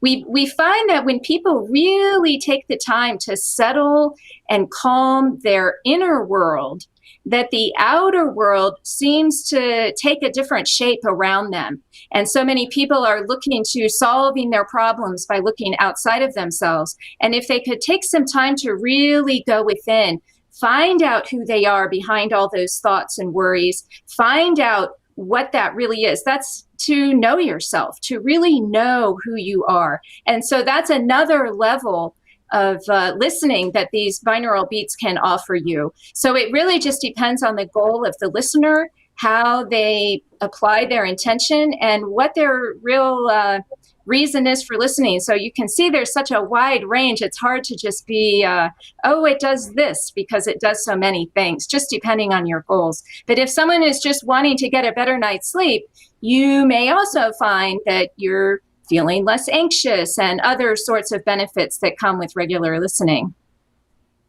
Yes, so I love how you guided. Pardon me, I wanted to interact with something. I love, Karen, how you guided in the track with the words, the judicious words, to take people to that state, to the desirable state, because words create reality. And as the person is paying attention, listening to the track, also your words, to guide them, usher them into that space, because the monkey mind can start chatter and can overlay on top of that. So that was beautifully effective. Eben, quick interjection here, and then Josh, I want to get back to your question. When we met in 2012, Bioethics Forum conference is now International Forum on Consciousness. You were presenting, I was presenting also sound meditation. We had a discussion about the music that you heard in the NDE, the near-death experience, and how remarkable that music was, and that reminded me of the music that I was able to have. Well, it's hard to talk about it. That I heard, but also accompanied me in the meditative state, in mystical state. That was the most memorable thing ever. I didn't die. I didn't have an NDE. But what do you think this is about when we go into these states, whether they're mystical states, deep state of meditation, or NDE in your case, and the magnitude of the emotional state, the spiritual state that you experienced? We've had many talks about this, but I'm interested in learning about your current thinking about it. Yes, well, that's an excellent question, Alexandra. And, I often have to differentiate between the sounds that I heard in my NDE. Of course, those are not sounds heard with any ears. You're not seeing things with eyes there. The modes of knowing are so much grander, so that we can it's often what I call knowledge through identification, where you become huge swathes of the scene. And that certainly includes the music. In fact, what I often remark upon in my writings and books and in presentations is how powerful the concept of vibration or frequency is in allowing us to traverse various levels in those spiritual realms. But the important point I would make, people often ask, well, could you duplicate the sounds that you heard in that NDE? And I have to stress that it's almost like Plato's world of ideals. And I believe that's what kind of the realm that we encounter as beings when we leave our physical brain and body behind at the time of death or in a near-death experience. We enter a realm where things are presented to us in a far more capable, robust, meaningful, symbolically rich form than what trickles through to our awareness here in this realm. So in many ways, I would say that the sounds that people experience during spiritual journeys like an NDE, and people have described the most gorgeous and amazing sounds they've ever heard occurring in that kind of setting. But I would hasten to add that in many ways, they're kind of an idealized form of music. I do believe that they certainly can be reflected in the composition of music that people construct in four-dimensional space-time in this realm. So there is some kind of overlap, but I feel that in many ways, the forms that we encounter there are idealized forms that could never be perfectly kind of reproduced in a four-dimensional space-time that you could actually hear it with musical instruments or voices and our ears. And that's why I think, people often ask me, well, I want to hear the sounds you heard. And I said, well, binaural beats are a great way to get there, not because the binaural beats resemble that sound, but the binaural beats have a power in some people to liberate your conscious awareness to where you're on that same kind of journey. And although I have not fully duplicated the ultra reality to the kind of shocking level of way too real to be real that I used to describe my NDE, I've not duplicated that same ultra reality through meditation with binaural beats. Although I've absolutely kind of invigorated and re-enlivened my kind of relationship with that realm through binaural beat brainwave meditation. And especially because of my relationship with Karen, and worked with her over more than a decade, and also with her audience of sacred acoustic participants, both in the workshops that we give and also what she hears as feedback from tens of thousands of users around the world, is that other people also gain these abilities to kind of escape from the illusion of the here and now and sense of self. And that's where I think the music can be very, very powerful. in this very specific form, even though to me, all the music that I referred to earlier that's not processed in the lower brainstem, but plays into the acoustic cortex and the temporal lobes can have a dramatic, just like chants and anthems and hymns have always provided a portal through music, vibration, frequency to allow people to ascend to higher kind of spiritual levels. I just believe binaural beats is a very specific way of doing the same thing, of accessing sound in those ideal realms. I don't know if that answers your question, beautiful. But it... Yes, beautifully. Thank you. Thank you. I love the proactiveness in your outlook, in your understanding that, as well as Mir Alexandre's as well, but in all of you, there is a proactiveness rather than a passiveness that is rewarded in the kind of evolutionary now, the ascendance of the circuits and the stepping into a more expanded experience of ourselves. That it's there waiting for us, and that the frequency realms, the realms of the harmonics of it, are all there kind of waiting for us. Even the torsional law of the bridge or the tunnel that Terence was speaking about before, or how Plato says that music is a moral law, that it gives soul to the universe, wings to the mind, that it's always been with us, but there is a step in our consciousness that we have to open ourselves to receive it, but then also to engage with it, to activate it within ourselves. And then our consciousness expands, it's opening. And yet we're in the same space, even now. I think part of it is realizing that, consciousness and your memories are not something that reside in your brain. Your brain is a filter. It has access to information in the universe, but don't believe that it's all being generated right in here. And that's especially important, for example, when people are drawn to meditation, to going within. They sense something very deep there. And, there have been inventors throughout history like Edison and Einstein, Robert Louis Stevenson, Salvador Dali, and others, who had ways of getting into a hypnagogic space, into this creative space that Karen mentioned a little while ago. And it's not using the linguistic brain and our rational sense of thought, but it's opening up to the fact that our minds involve much more than just kind of that little linguistic brain in terms of our access to information. And that's especially is important in kind of our relationship with the universe, as Karen was talking earlier about knowing yourself and having an intention to really kind of broaden your kind of understanding of your relationship with the universe. Well, that's exactly what this is all about. And that's where these tools come in very handy, is to enable us to become much more of the souls we came here to be by expanding out into that universe through the power of mind.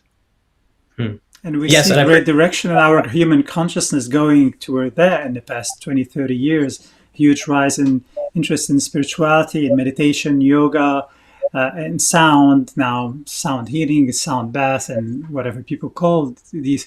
And shamanism and psychedelic research. There's a great movement of consciousness trying to figure all of these things out. I think in next 10, probably less than 10 years, I think we're going to see major shifts in consciousness as all of these things accentuate. So we live in very exciting times.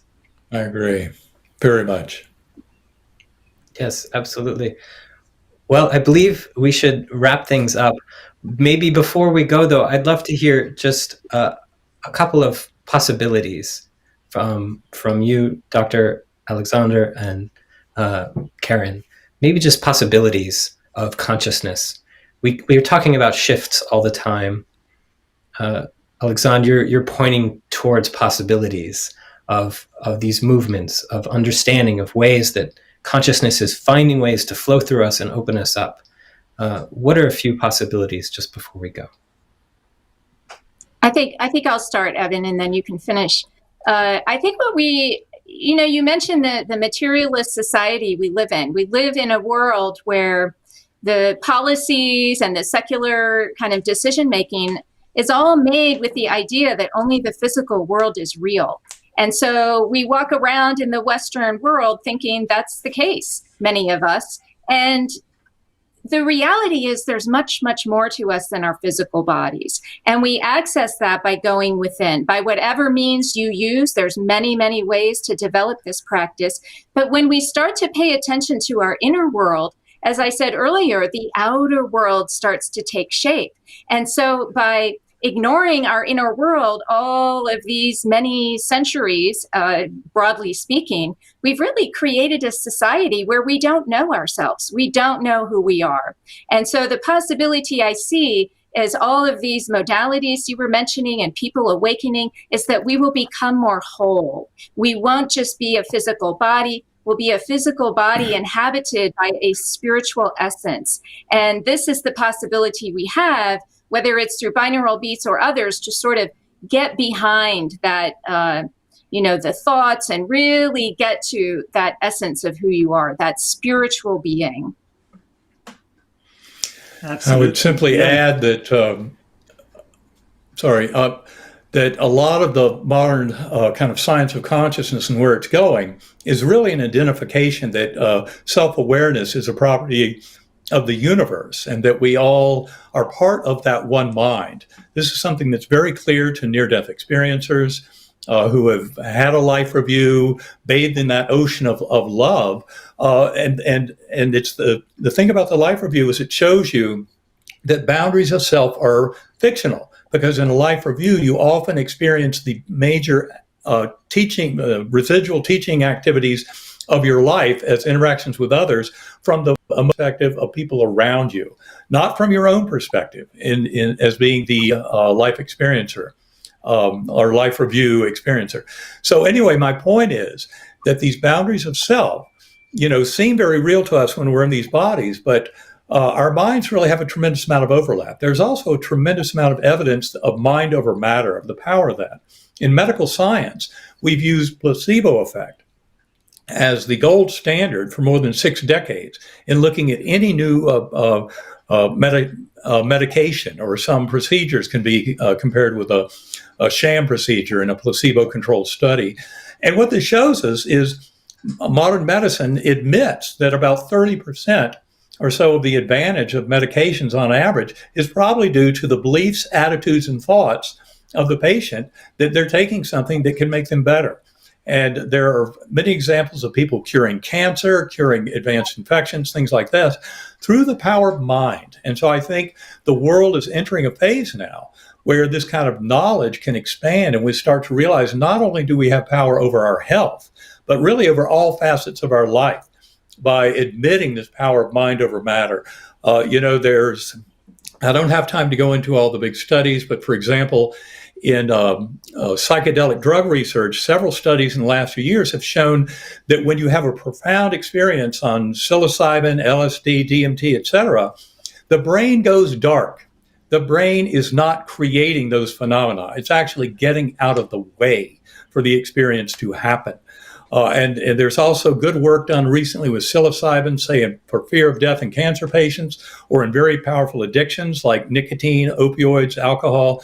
Using one dose of psilocybin in the proper therapeutic setting can lead to months or even years of healing from addictions and fear of death.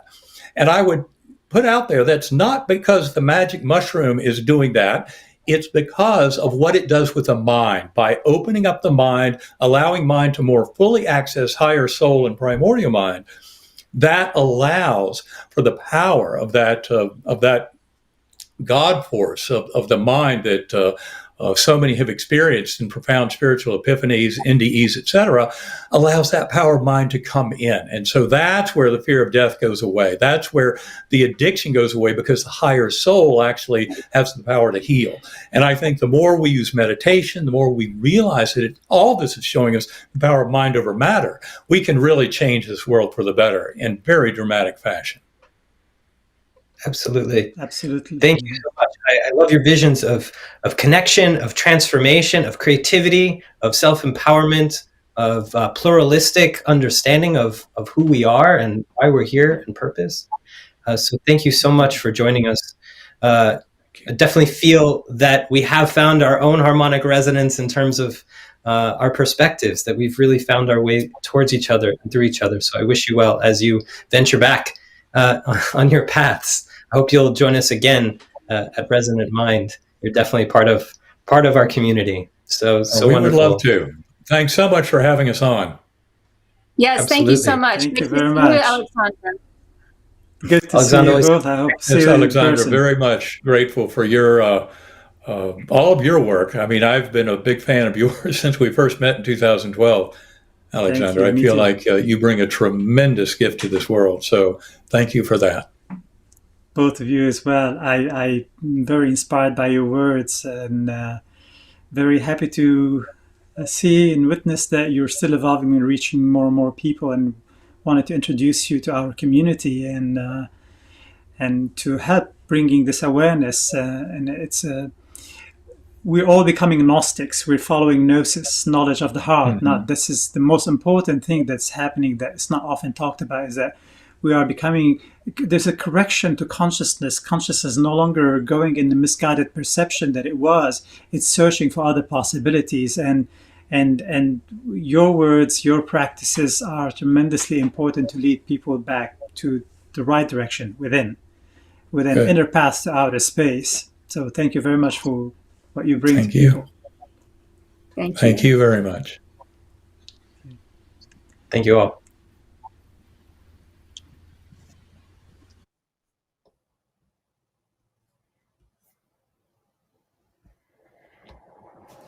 Well, you've heard it all, and yet there's so much more to discuss. There's levels, localization, modes, natural frequency, oscillations, pathos, radiance, resonance, scales, spatialization, simulation, synchronization, the gestalt, tessellations, timings, torsional modes, variations, virtualities, proprioception, presence, perception, principle, performance, aesthetic information, absorbing, integrating, transmitting information, architectures of temples and instruments, of tones, of attention, attractors, awareness, biofeedback, continuity, criticality, curiosity, eigenfunktions. Well, okay, maybe not eigenfunktions. Emergence, though, emotional resonance, radiance, logos, meaning, openness, probability, possibility, responsiveness, resiliency, receptivity, and resonance. Always, always resonance. Join us again for the next broadcast. Keep a lookout on our website, ResonantMindCollective.com. Thanks for joining us. I'm your host, Josh Adler. Find us on the interwebs and beyond.